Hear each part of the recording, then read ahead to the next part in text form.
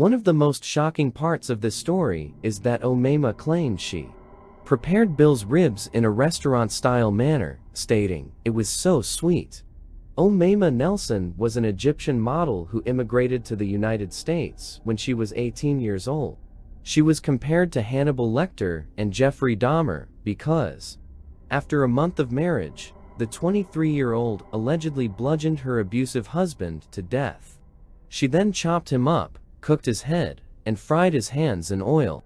To say that Omima Nelson and Bill Nelson had a whirlwind romance is an understatement.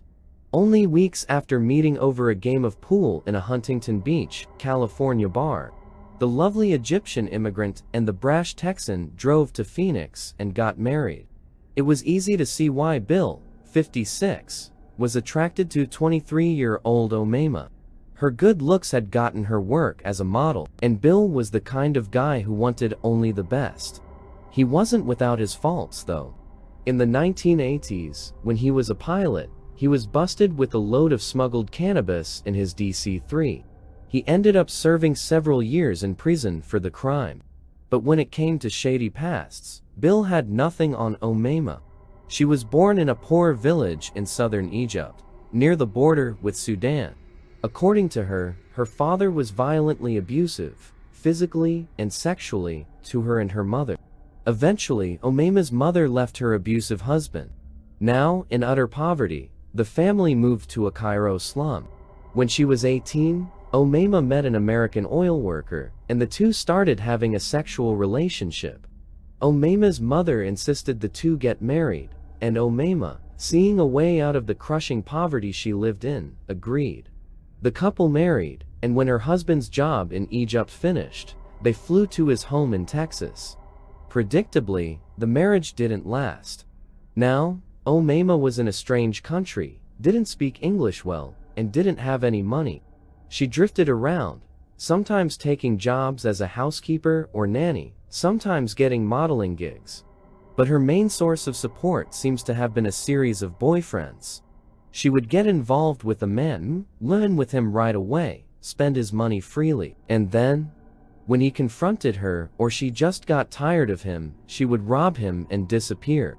One man, Robert Hansen, she tied to a chair and threatened with a shotgun before robbing him.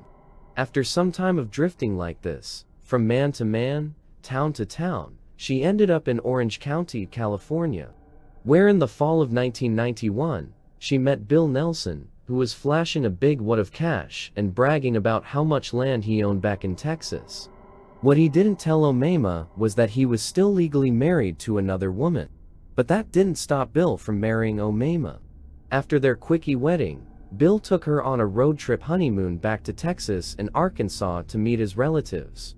Needless to say, most of them were skeptical of his new, very young wife, who was actually younger than some of his children. On Thanksgiving Day, Bill spoke with his daughter, Margaret, on the phone. He told her how everything was going great and invited her to join them for dinner.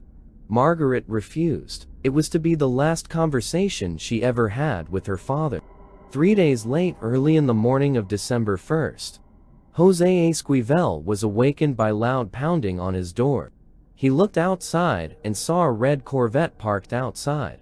At about 1:00 p.m., the visitor in the red Vette returned.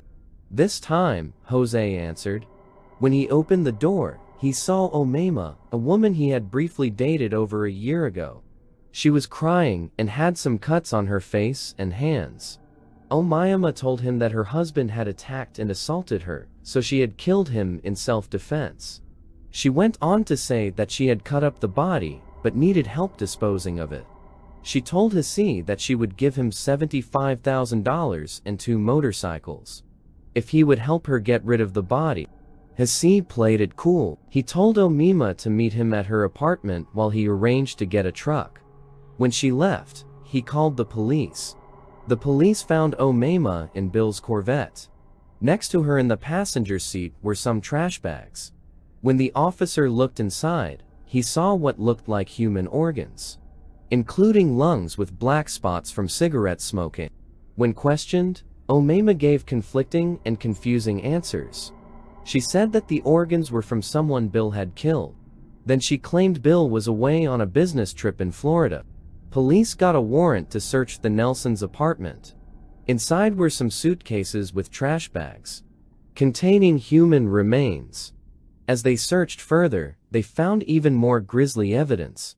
In the bedroom, the mattress was soaked in blood, and the bedposts were all broken.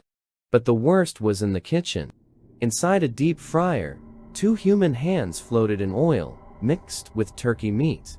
In the trash, they found pieces of a human hip mixed in with turkey and cranberry sauce.